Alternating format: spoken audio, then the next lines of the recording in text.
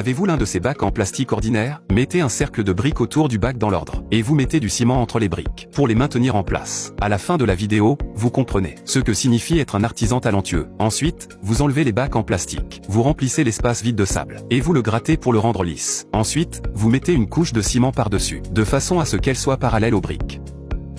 Placez le bac en plastique à l'envers sur la couche de ciment. Raclez le ciment le long des bords de la cuve, tout en construisant les briques verticalement. Au fur et à mesure de la construction des briques, construire rapidement une structure en forme d'anneau. Placez quelques briques verticalement dans les interstices, pour soutenir le bac en plastique à l'envers. Après avoir gratté le ciment sur la plaque de mousse, 2 barres d'armature incurvées sont placées. Ensuite, la moitié des briques est posée le long du bord, pour créer une structure circulaire. À ce stade, on retire à nouveau le bac en plastique, et on place un bloc sur le dessus, pour augmenter la hauteur totale. On y insère ensuite une plaque de mousse ronde. Grattez une couche de ciment sur la plaque de mousse. Placez en même temps 2 barres d'acier. Les barres d'armature sont entourées d'un treillis métallique, afin d'augmenter la résistance de la structure. Ensuite, mettre du ciment sur les barres. Après avoir recouvert et lissé, les bacs en plastique sont placés à l'envers sur le dessus, et construire des briques le long du bord. Construire un cercle de briques en position verticale. Retirez à nouveau le bac en plastique. Placez les briques à l'intérieur pour les soutenir. Replacez le bac à l'envers sur le dessus. Suivez la même méthode que précédemment. Construisez un cercle avec la moitié des briques. Creusez un rectangle de mousse à l'aide d'une spatule, et mettez une couche d'argile jaune à l'intérieur de la fosse. Il s'agit d'un mélange d'argile jaune et de sable. Posez une couche de barres d'armature à intervalles réguliers. La surface est ensuite soigneusement lissée. Après avoir obtenu cet effet, collez un cercle d'argile jaune le long de la paroi intérieure. Les bords seront taillés en même temps. 2 barres d'acier sont installées à l'entrée du poêle, pour renforcer le support. Continuez ensuite à y appliquer de l'argile jaune. Lors de l'ébarbage, il reste encore 10 cm du haut de la brique. La surface de l'argile jaune est lissée.